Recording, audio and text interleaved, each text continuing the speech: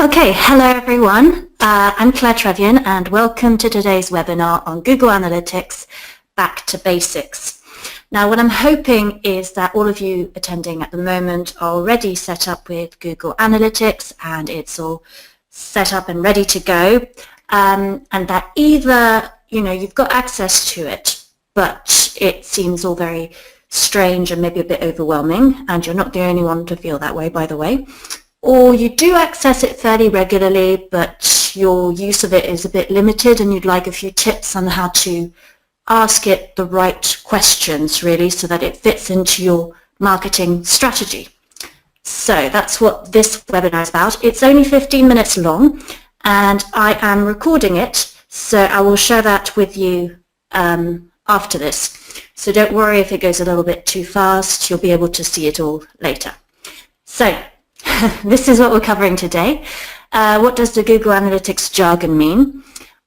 Date ranges and segments, real time, looking at audience and acquisition, comparing different sets of data, and this is my favorite really, setting up custom reports and having them emailed to you. Saving the best until last.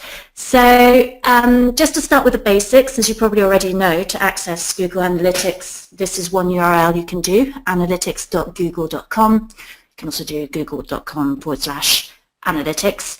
It's updated recently and you might feel a little bit overwhelmed by all the choices, but today we're just going to be talking about analytics. That's the one I would select if you are watching this and playing along.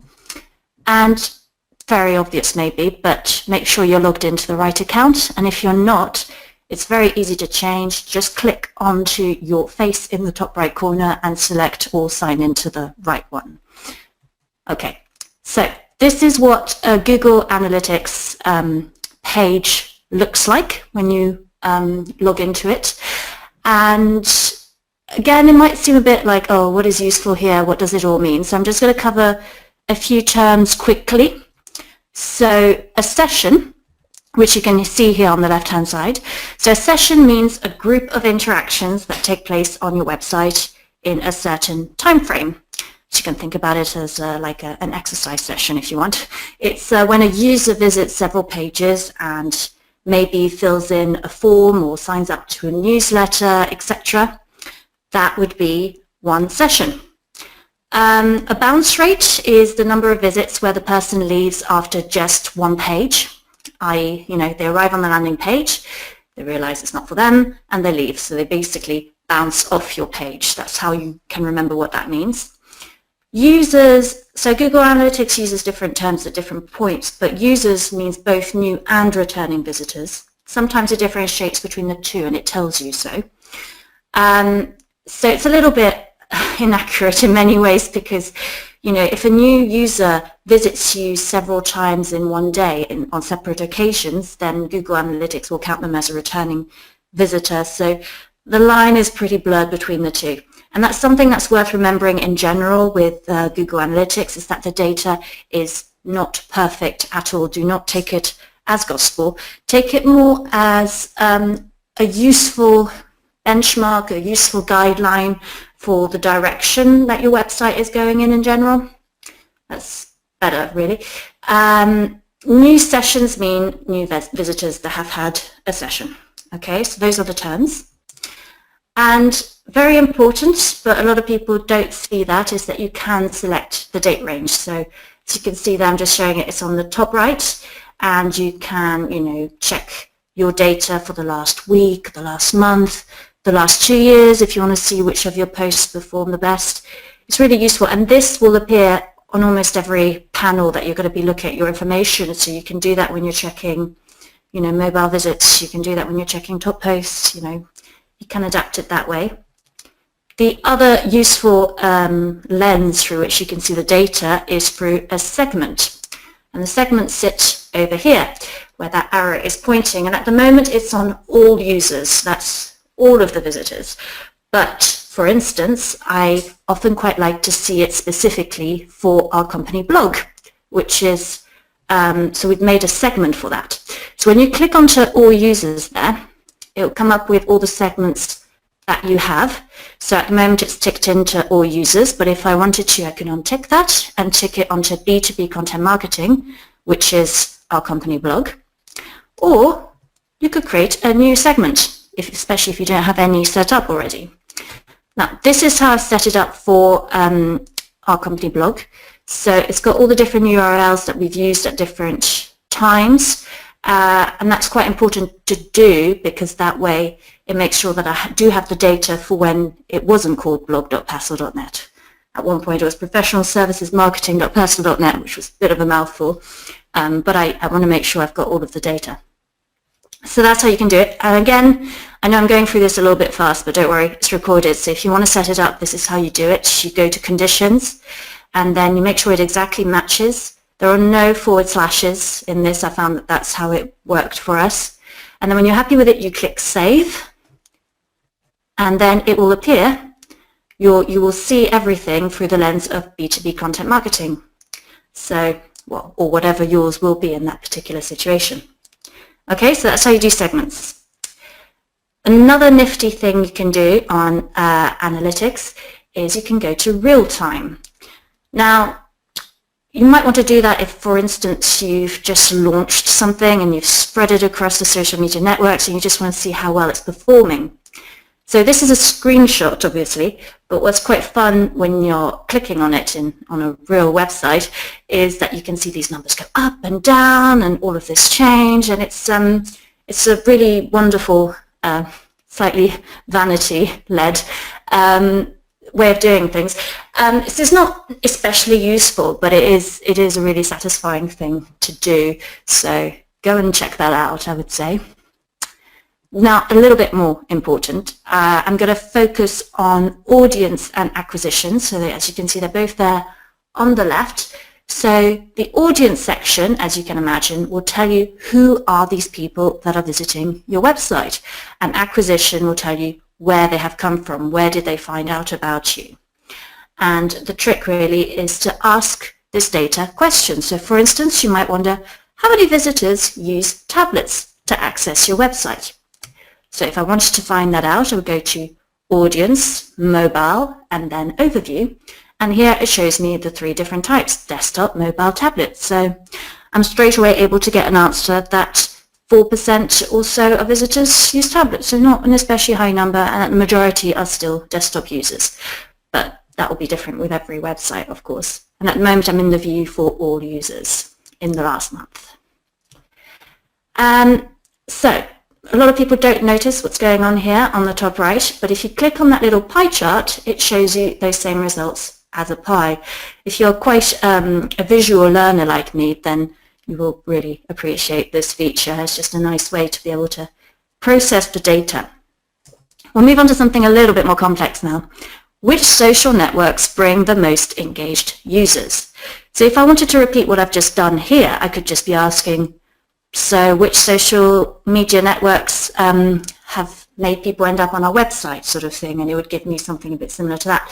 But no, I'm asking which ones bring the most engaged users, which are the networks that are bringing people who are actually really interested in what's going on and stay a little bit longer. So how do I do that? I go to Acquisition, All Traffic, Channels, and then I click on Social. So these are all the referral channels, so social, direct, I click onto social, and here it will come up with all the different social media networks. At the moment I'm viewing it in our blog.passle.net view, and what I am going to do is I've clicked this view, so it's just two buttons to the left from the pie chart. And then I've decided to compare two sets of data. So on the one hand, I've looked at sessions, and on the other, I've looked at bounce rates. And as you remember, bounce rates show how many people have decided to zoom off after landing on your website. And so this tells me that the people who've come from Twitter to our website are much more likely to bounce off than those who've come from LinkedIn. Which doesn't surprise me too much, of course, because a lot of the places that we share content on LinkedIn are focused groups to a very tailored audience, whereas Twitter can be a little more scattergun than that, really. There's a lot of clickbait as well on Twitter, so it's very easy for somebody to be like, oh, that sounds like it's something for me, arrive on it and be like, not quite what I had in mind. whereas they're less likely to do that on LinkedIn. So that is an example of you asking yourself a question about something and finding a way to provide an answer to it. There are other ways you can change this bounce rate to all sorts of other things, like for instance, I'm not going to talk too much about setting up goals on Google Analytics, but if you had set up a goal on Google Analytics, that means a goal can be something like a person subscribing to your newsletter or filling in a form or visiting a certain number of pages. So you could put that there instead of bounce rates, that particular goal, and compare which ones and see which of those networks are most engaged on those particular goals. That could be very interesting to find out as well. But it's a bit too complicated to fit in goals in 15 minutes, so we'll move on. Okay, next, setting up custom reports. Okay, so this is really fantastic. So for this, so far we've been in the reporting one for everything else that I've discussed so far, but now if you click onto customization, this is where custom reports live. And you can download all sorts of custom reports. Just Google custom reports, Google Analytics template, and you'll find a lot. All of these I have downloaded from other people, and 2 of them were set up by a colleague of mine. And they are the referral pass one and the top post one, and they work very well for me. So I'm going to show you as well how you can set those up too and how they can work for you. So this is a top post custom reports, and what it does for me is it gives me the title and author name of the most viewed posts on our company blog. So as you can see, I've set it up so that it is our company blog, and I've got a date range of a couple of months. And here I've got all the titles and the names of the authors, which is a really good way for me to keep track of what is working and what isn't. This is how you set it up. You can click on this link that I've got here, copy and paste it, or you can set it up manually yourself. Again, another reminder that this is recorded, so don't worry. And here is a different custom reports. This is the referral pass report. So this shows me the top referrals, and so it shows direct, Twitter, Facebook, etc. And this is how you can set that one up. Okay. Now this is the clever bit. These buttons at the top are on every different type of view, and this includes in reporting. So you can export any of the data as a PDF, for instance, which I often do. But the thing that I really like is the email function. So if you click on it, you can decide to email this data to yourself or your colleagues. Here where it says CSV, if you press the little arrow, you can change it to a different format such as PDF. And then you can choose how often this is emailed to yourself. So you can arrange that every Monday you are going to receive a report of your top posts, you and your colleagues. How wonderful is that? You can choose the day of the week and everything. And you can even have a little encouraging message set up for it. So this is an incredibly nifty thing to do, and you should take advantage of that if you're not already. Okay, that was incredibly fast, wasn't it? Let's all take a breather. Thank you very much. I hope this was helpful and has given you a little bit of courage or a bit of a push to go and have a play around in Google Analytics. It's very hard to break it, so go for it.